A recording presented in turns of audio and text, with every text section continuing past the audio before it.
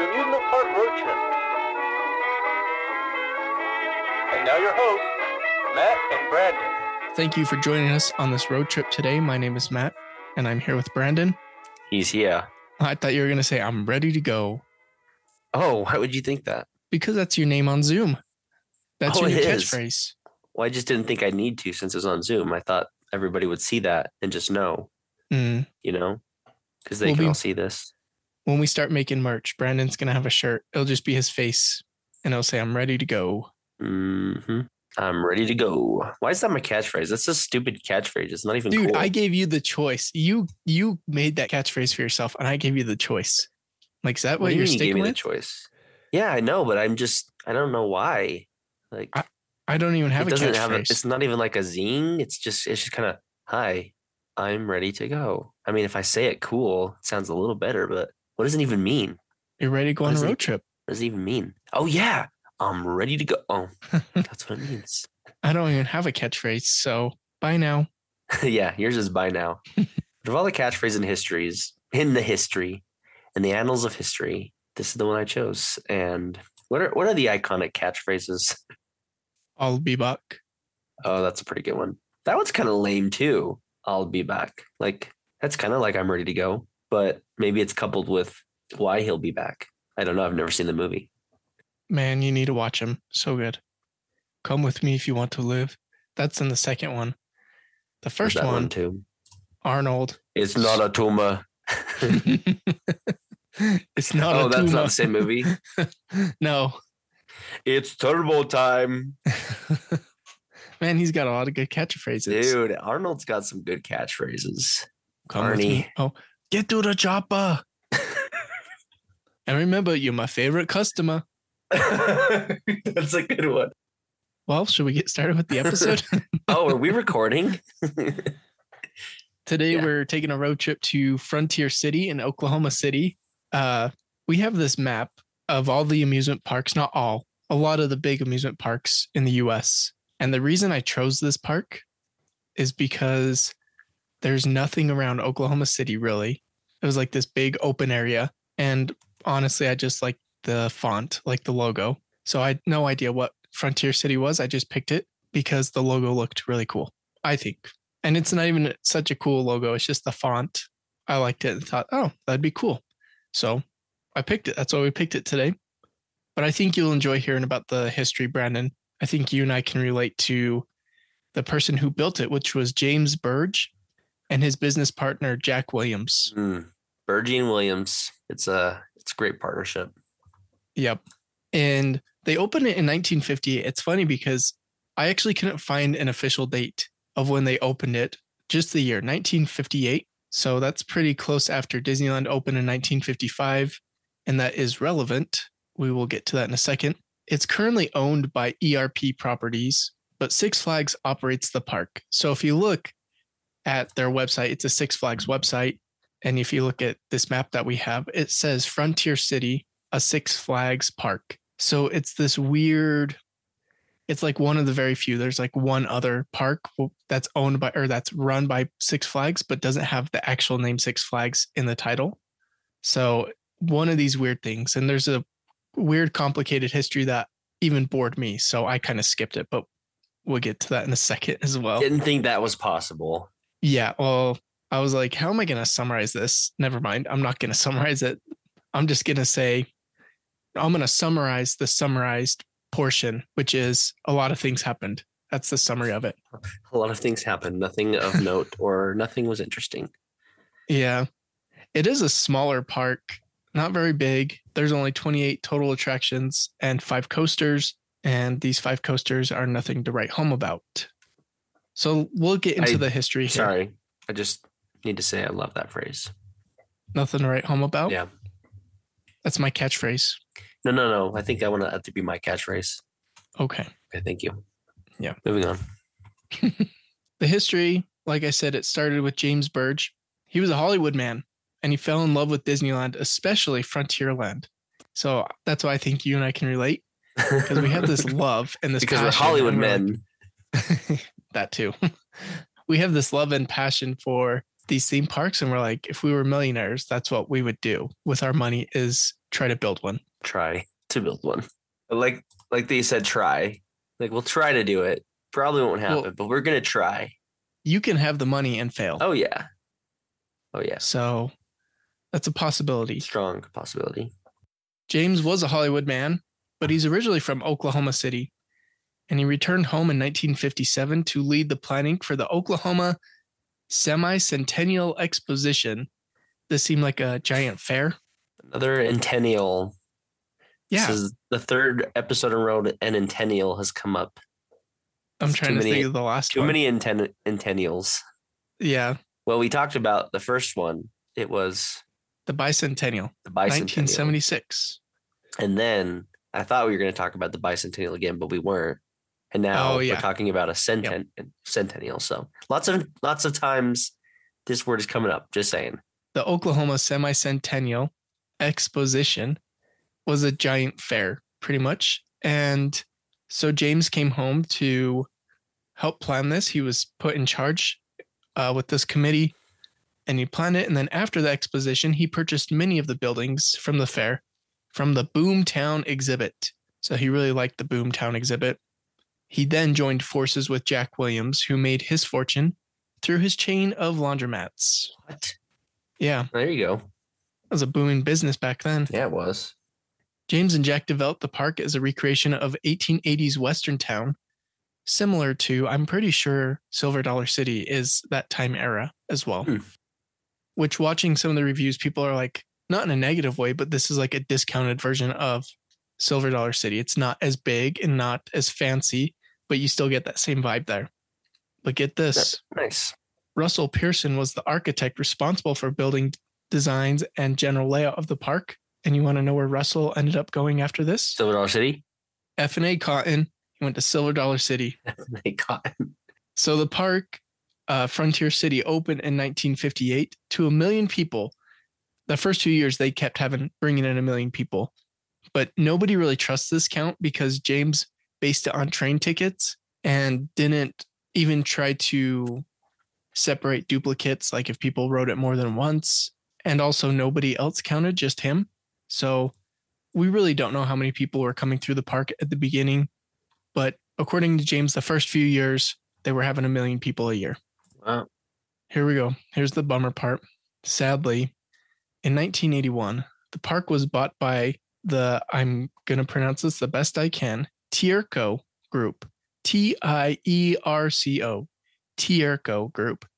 A real estate group that was going to dismantle the park and develop the land. Oh. That's the end of the history. But hold on. Hold on. Wait, how's that the end of the history? It's still there, isn't it? 1981. Yeah, the amusement park gods intervened and the oil crunch slowed down the local real estate boom, leaving Tierco Group, this is so funny, owners of a sagging amusement park. A sagging backfired. Amusement park. They bought it and then nobody's going anywhere. And they bought it so they could dismantle it and make it a real estate opportunity. And now they own this place and can't do anything with it. Later on, the Tierco Group changed their names to Premier Parks, which you might have heard. So they embraced it. And then this is where the history gets boring and complicated. But from 1987 to 2018, the park had many owners, including Six Flags and Premier Parks. Six Flags would like buy it and then sell it. And it was just this whole complicated thing where I'm like, this is too long to explain. I'm putting people to sleep. So we're I skipped all grateful over that. for it. Yeah, I know you are. On May 22nd, 2018, Six Flags announced they had a purchasing agreement with Premier Parks to operate the park, but ERP would continue to own the park. So that's kind of where it is now. It's in a weird limbo state of like, is it going to stay around?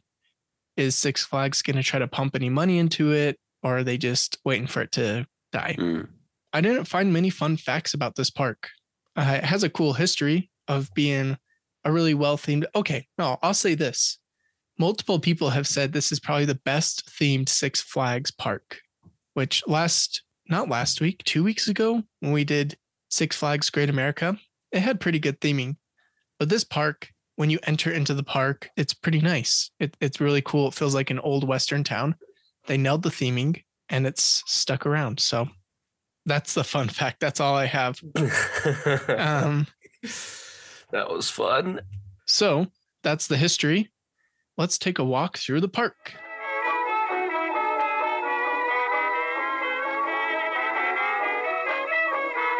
All right, so before we even get into the park, the entrance is a giant, you know how parks will have like a separate entrance and exit where you exit through the gift shop?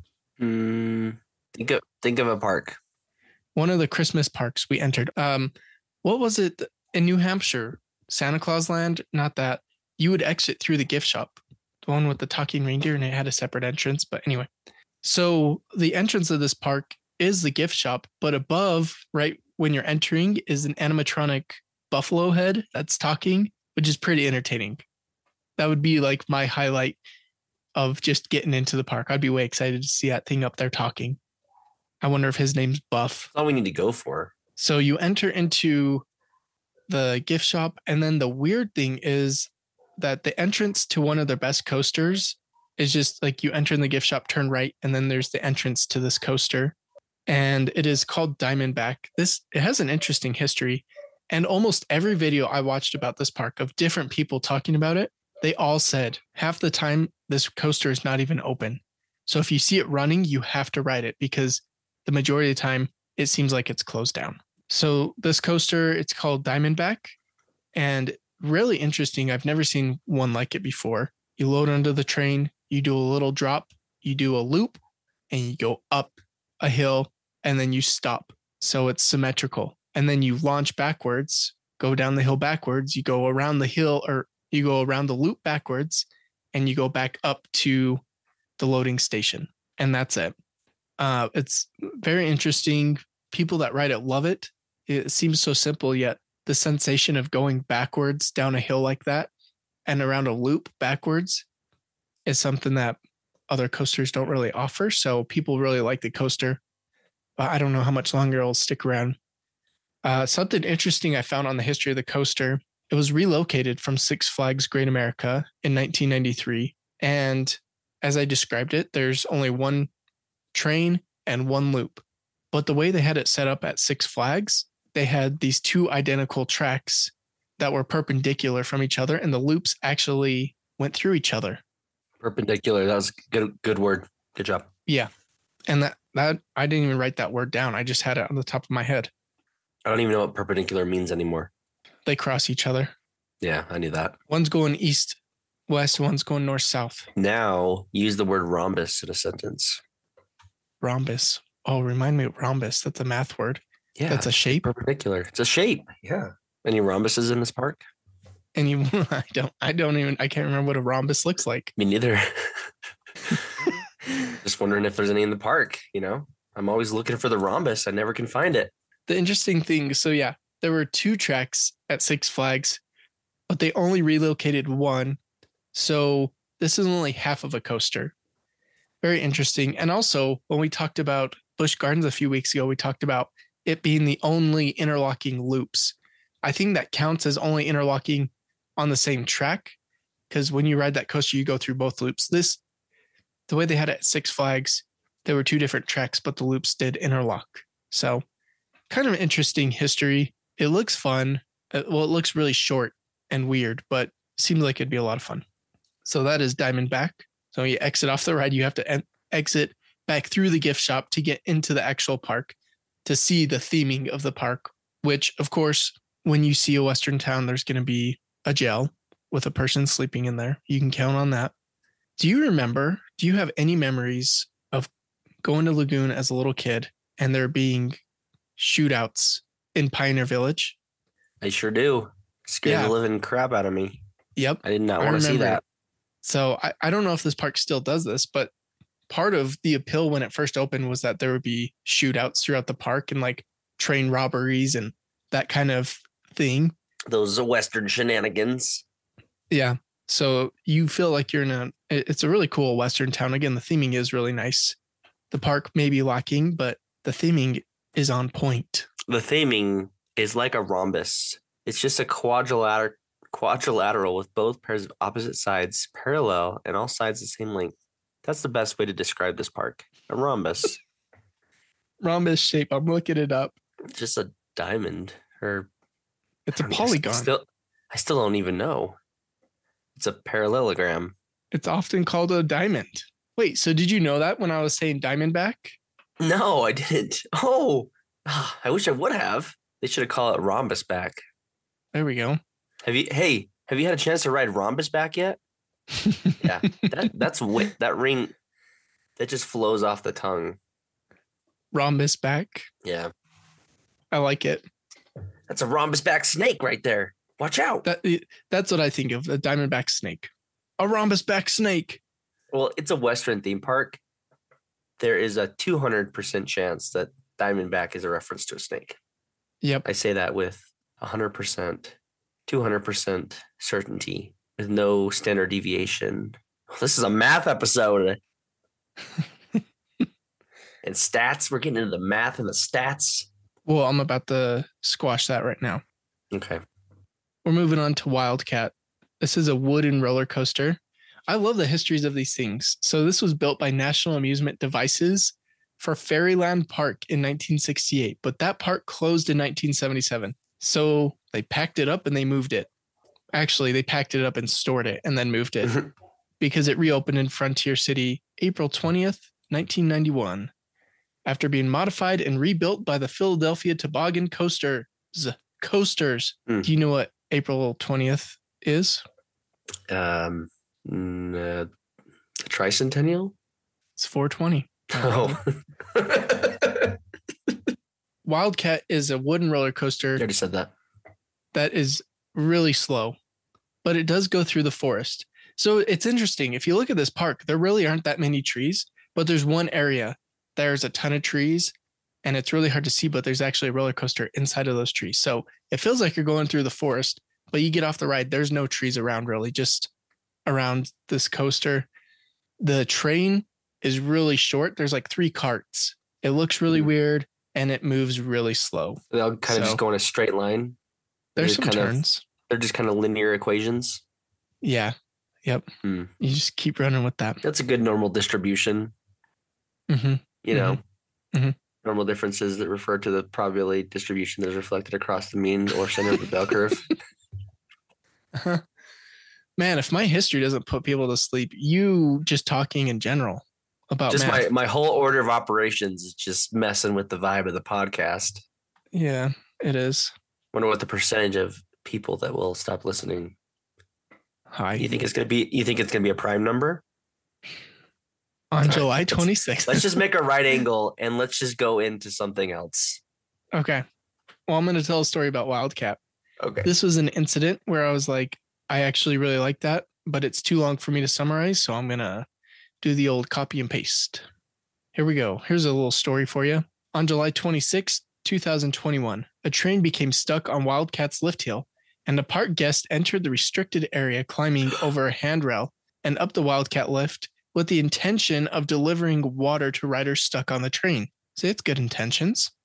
Oh my After being spotted, how did they not get spotted before? Is my question.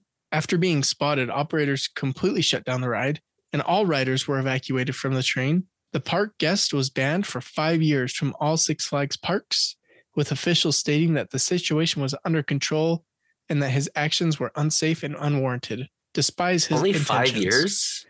Yeah, 5 years. That sounds like a lifetime banner for me. You don't go on a roller coaster to deliver water to people. Was this a concerned parent? Maybe. We don't have those details, but yeah, maybe it was somebody to deliver water. That's so weird. Like, my 17-year-old baby's up there. Like, where's the symmetry in that? You know, I don't get it. Maybe there was a group of 5. And these 4 people were about to go on the coaster. And one of the 4 was like, I really need a drink. And they're like, no, don't worry. We'll be quick. So they get on there. They get stuck. And that 5th person's like, that person needs a drink. Yeah. They really wanted to help them out. It's really quite a Final Destination type scenario. Yeah.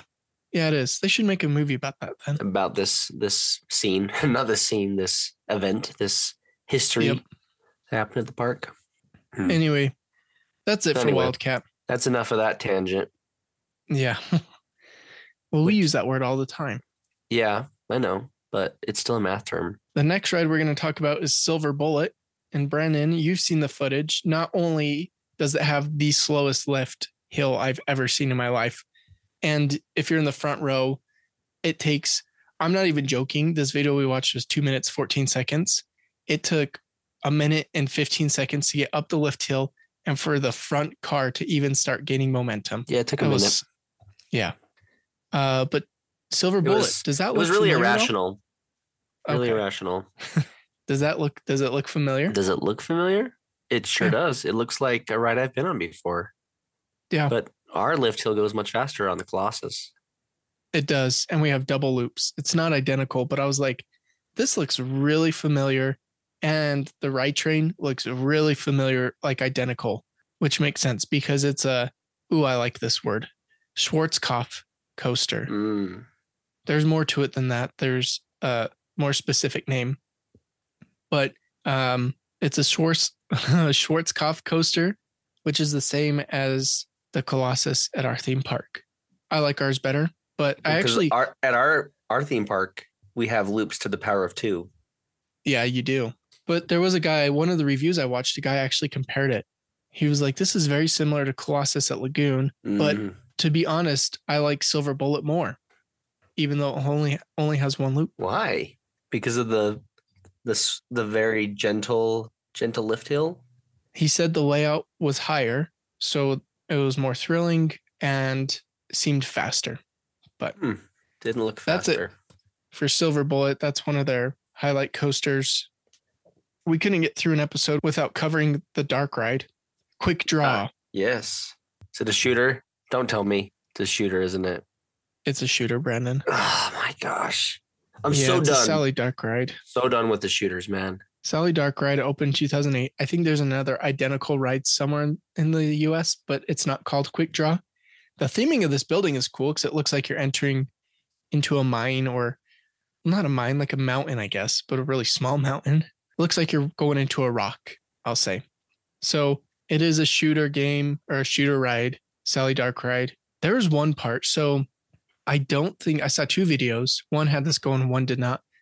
So I don't know if it just wasn't working because there's a lot of complaints about this ride not working and kind of falling apart and they're not taking care of it. So I don't know if this thing I'm about to tell you is intentional or just not working. But there was a girl. She has an O face on. She's strumming a guitar, and as her hand passes the opening in the guitar, there's a bullseye in there for you to shoot. So you have to dodge your hand to hit the target. What do you think would happen when you hit that target? Something to do with her O face, I'm guessing, because you expressed that. Yeah, her pants fall down. No wonder she has her O face on. I was like, yeah, it's an O face of concern of like, my pants just fell down. Who thought that was a good idea? A man, the patriarchy. It was probably Red Flanders from Silver Dollar City. When I saw it, I did a double take of like, wait a minute, her pants just fell down when you shoot the target. But yeah, like I mentioned, not great reviews on the ride. Apparently it's really short, and there is one where you shoot a bed and a husband and wife like sit up together, both with a shocked O face of like, huh? What's going on? In the same bed? Yeah. There's a sheet between them though, like hanging between them from the ceiling down with a hole in it.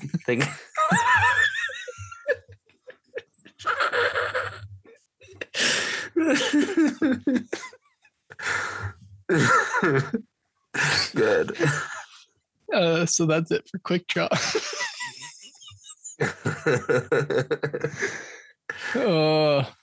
We're almost done, Brandon.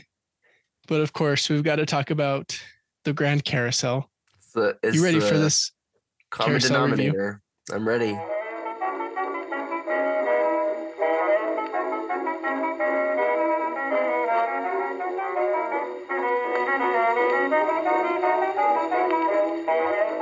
This carousel opened in 1998 and is a chance ride carousel. That's it. That's it? Yeah. No history. Nothing exciting that I could find. New carousel. Relatively new. 1998. Chance ride. Nothing special. Interesting. Yeah. But before we leave the park, down. Before we get to the end point, which is the point at which a line or curve ends. There are a few shows I wanted to talk about. because those were interesting. We should have some shows at our park. Well, I guess we There's do. shows, We have singing shows. I want a stunt show, man. Stunt show. Bring back the shootout. Exactly. Honestly, at this point, I am thinking that would be pretty cool. They wouldn't do it, but come on, use that Pioneer Village area for a stunt show. Do something already.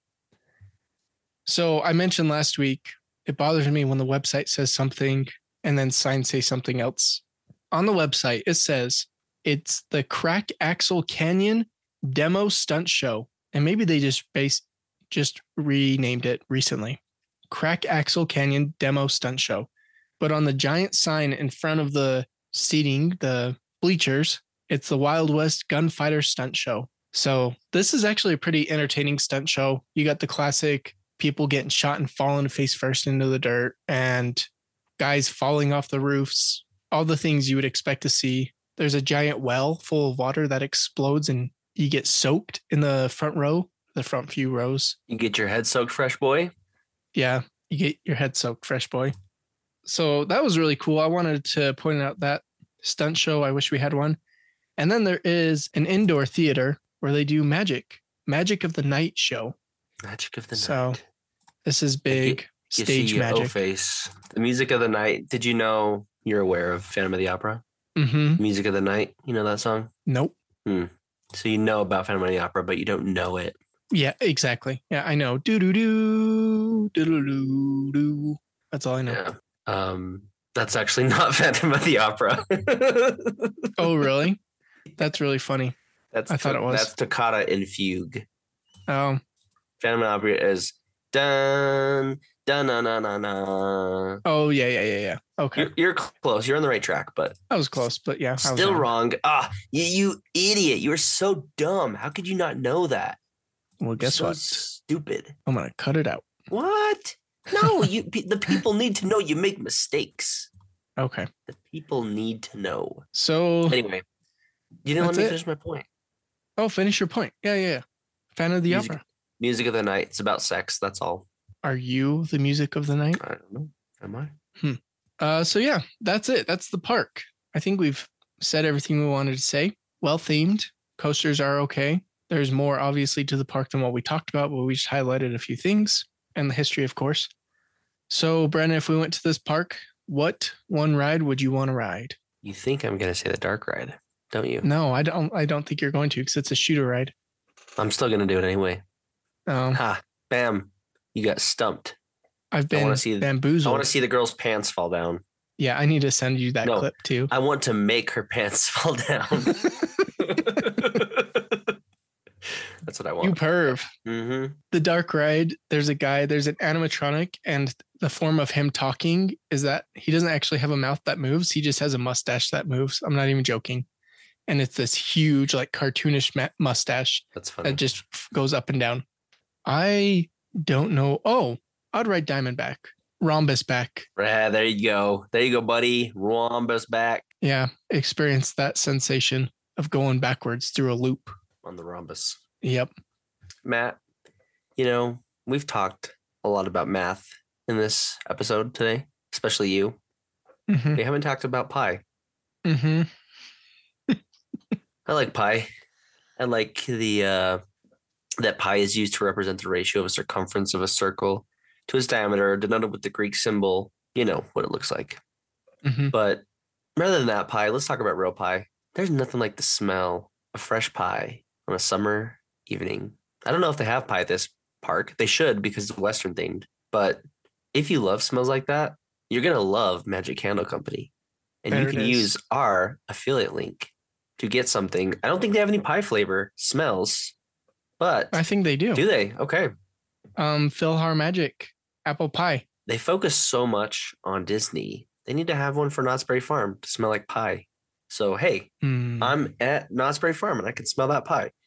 So whilst buying your Magic Candle Company candle for whatever flavor it may be, using our affiliate link, make sure you let them know you want a pie smell. And buy lots so we get lots of money. Well done. And then we can have $3.14 in our account and not just a couple pennies. Well done. Thank you. That is very nice. Well, thank you for that, Brandon. Do you have any final thoughts on this park before we are done? What is the probability of me having final thoughts on this park? 0, because I'm going to move on. 0.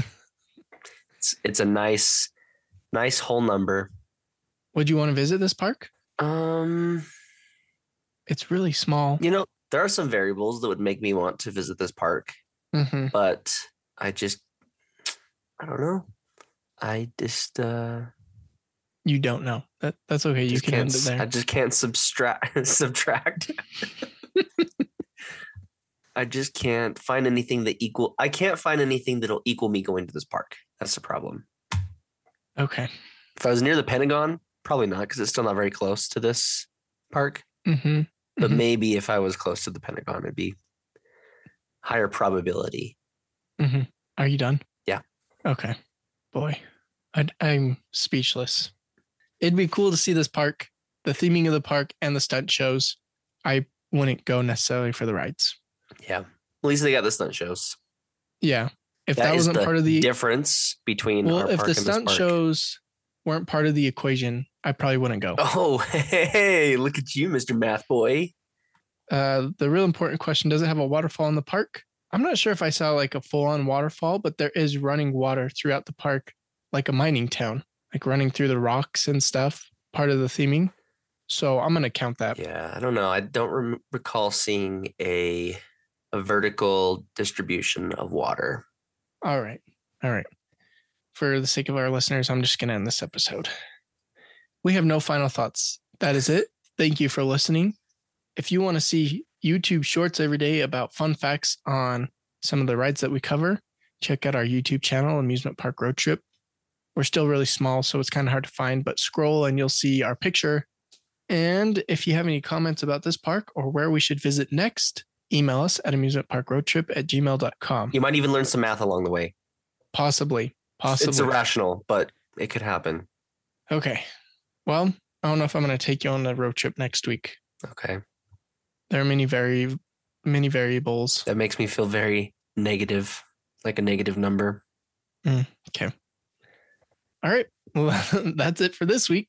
We'll see you next week. Bring your math books. And come ready to go.